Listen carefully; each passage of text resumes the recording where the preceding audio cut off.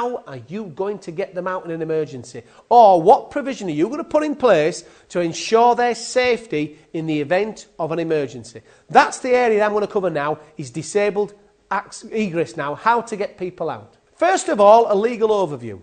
Now, the fire service's role in fire evacuation is ensuring that means of escape in case of fire and associated fire safety measures provided for all people who may be in a building are both adequate and reasonable, taking into account the circumstances of each particular case. Now, under current fire safety legislation, it's the responsibility of the person having responsibility for the building, in other words, the nominated responsible person, to provide a fire safety risk assessment that includes an emergency evacuation plan for all people likely to be on the premises, and this has got to include disabled people, and how that plan is going to be implemented. Now, the Health and Safety at Work Act 1974 and associated regulations are relevant to issues regarding manual handling by staff members and the general safety of employees, visitors and other persons. So this does come into it. If you are going to get people out, manual handling techniques have to be used in safely.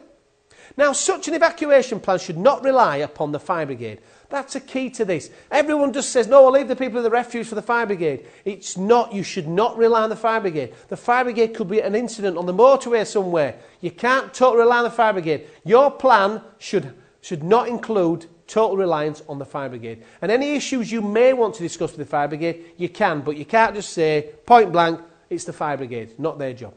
Now, in the case of multi-occupancy buildings, responsibility may rest with a number of people for each occupying organisation and with the owners of the building. And it's important that they cooperate and coordinate evacuation plans. So if you've got a building with 16 storeys and there's 15 different, get together. Well, you could share evacuation strategies, you could share evacuation chairs. Do you see what I mean? Talk to each other.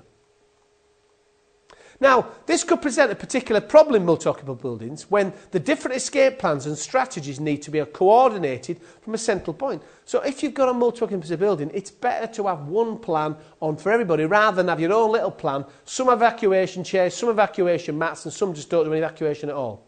Now, where an employer or a service provider does not make provision for the safe evacuation of disabled people from its premises, that is viewed as discrimination.